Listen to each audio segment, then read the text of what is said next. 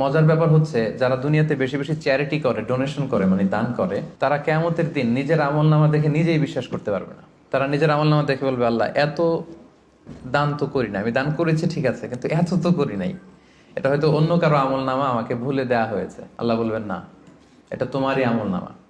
কামা ইউরব্বি আহাদুকুম ফুলুবাহু, সহিহ বুখারীর বর্ণনা। আল্লাহ তাআলা বলেন, গরু যারা পালে যখন বাছুর হয়, উট যারা পালে আরব দেশে যখন উটের বাচ্চা হয়, উটের মালিক খুব খুশি হয়, তখন সেই বাচ্চাটাকে খাইয়ে দাইয়ে পেলে পুষে বড় করে। আল্লাহ বলেন যে তুমি দান করেছিলে অল্প, কিন্তু এই ছোট্ট দানের সওয়াবটাকে আমি খাইয়ে দাইয়ে পেলে পুষে বড় করে হাত্তা তাকুনা মিসলাল জাবাল, বিশাল উহুদ পাহাড়ের সমান করে তোমার আমল নামায় ঢুকিয়ে দিয়েছি। সুবহানাল্লাহি ওয়া বিহামদিহি। তো ওই সময় যে যদি আপনি বিশাল বিশাল পাহাড়ের সমান সওয়াব দেখেন, আপনি কি সারপ্রাইজ হবেন না? হ্যাঁ, এটা হচ্ছে দ্য বিগেস্ট সারপ্রাইজ।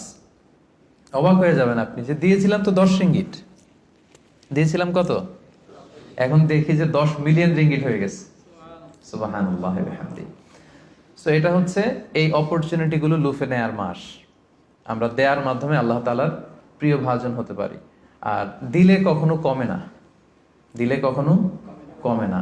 হাদিসে কুদসিতে আল্লাহ বলেন, আনফিক উনফিক আলাইক, ইবনা আদম আনফিক, তুমি দান করো, উনফিক আলাইক, আমি তোমাকে দেব, তুমি দাও তাহলে আমি তোমারে দেব।